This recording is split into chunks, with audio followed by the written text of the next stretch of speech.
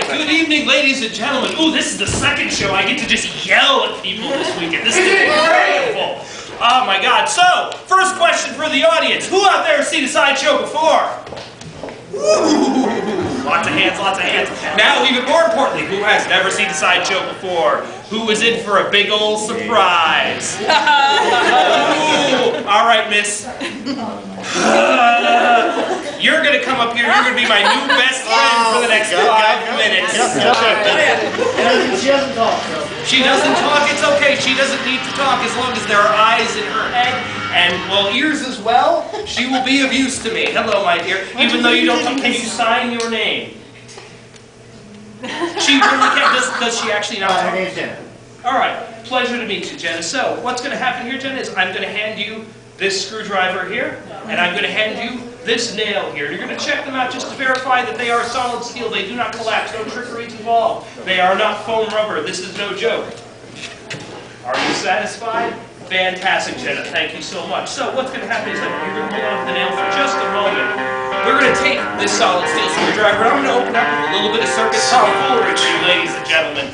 Just to lighten the mood, keep things fun before we get a little too serious and a little too bloody. So we'll take this 6-inch long solid steel screwdriver, and we're going to place it right here on my nose, and we're going to do a little balancing activity, ladies and gentlemen, just to have a little fun.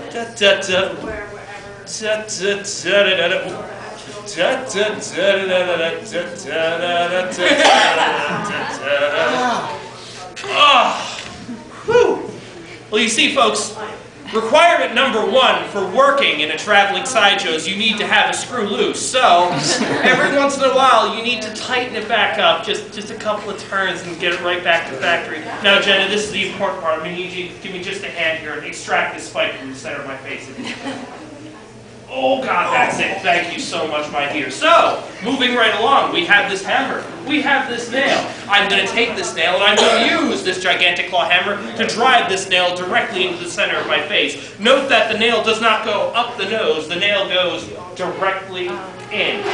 And, ladies and gentlemen, this can hurt. So please, ladies and gentlemen, as with everything that we are about to demonstrate for you up here on this very stage, do not try this at home. Do it on the playground. You'll get a better crowd in there.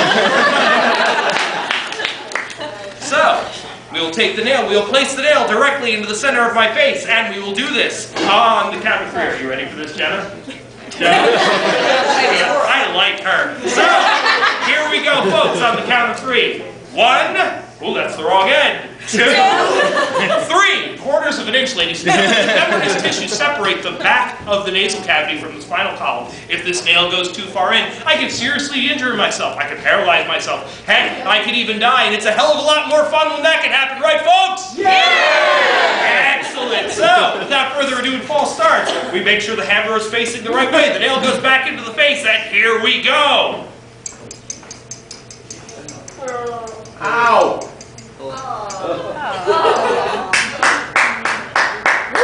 Wait. Is it in yet? That's what she said. And once more, Jenna, if you could be so kind. Don't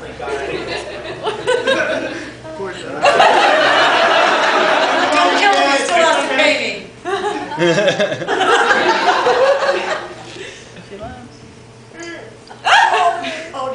Oh God, she's pushing it further in. There we go. Yeah! Now, before I return you to your friends, one final question. Would you like a souvenir? Are you sure? I'll be a gentleman. I'll clean it right off for you. The governments are eating! Me too!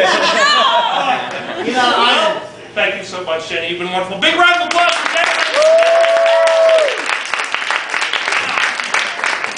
Now, what I just performed for you was an ancient art known as the human blockhead. The human blockhead's been around for well over 100 years. So, it's old. It could use some updating, right, folks? So how about we add a little modern technology to the human blockhead, huh? Yeah! Now, before we get to that, ladies and gentlemen, one thing that I will explain to you is you, too, you could actually be up here. You could be a sideshow superstar. You, too, could be the human blockhead. Me? That's right. Even you, pirate sir. Yeah. You, too,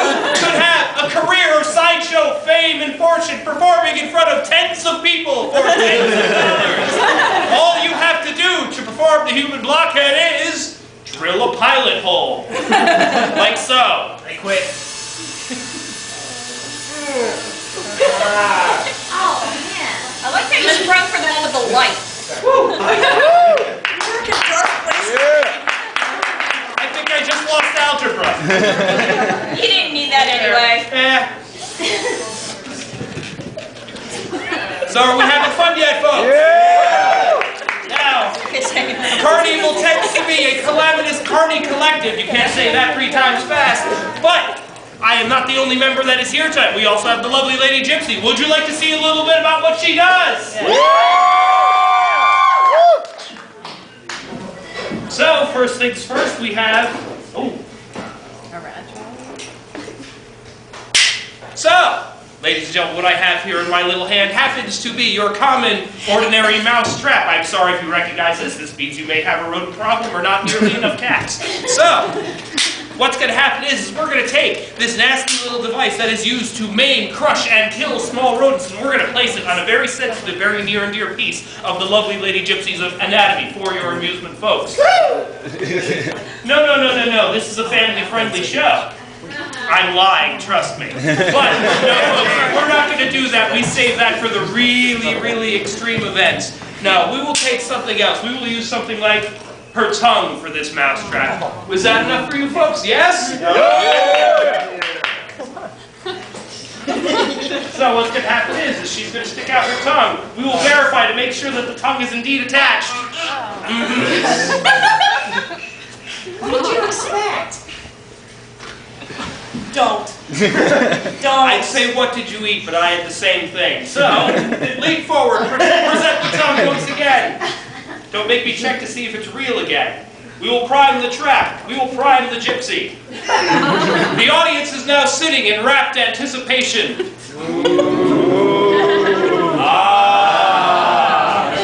And who says that only works at Ren fairs? So, we're going to let loose the trap on the count of 3, ladies and gentlemen. 1, 2, 3.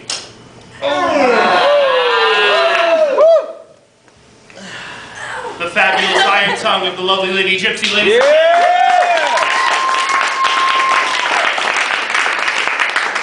Now, the best part about this act is I could choose to leave that mousetrap there all night and I don't have to hear a single complaint. Or, ladies and gentlemen, I could be a gentleman and remove the trap. Should I be a gentleman? No. Yes. I'm starting to like him again. But you see, there's enough yeses out of the crowd, so I, in fact, will be a gentleman.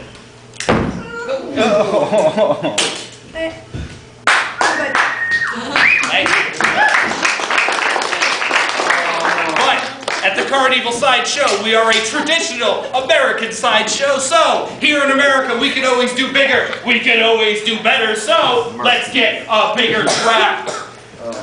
Ooh, It's a rat trap. this is a rat trap. Or for them really, really big mice. I don't know.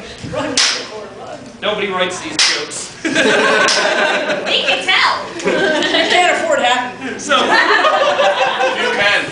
So, being that this is a much larger trap, it would probably sever the lovely Lady Gypsy's tongue from the root. Hopefully her hand is just as pain-proof as her tongue. So, she'll stick out her hand, I will stick out the trap, we will prime the trap, and once more we will loose the trap on the count of 3. 1, 2, 3. A 3. Ow, ow, ow.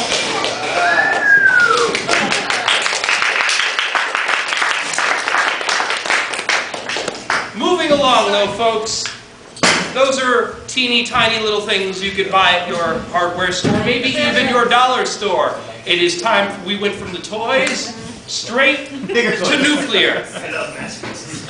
This, folks, because I don't know if we have any hunters or trappers in the audience, is known as a number 4 trap. It is used for foxes, coyotes, I believe. Pesky neighbors?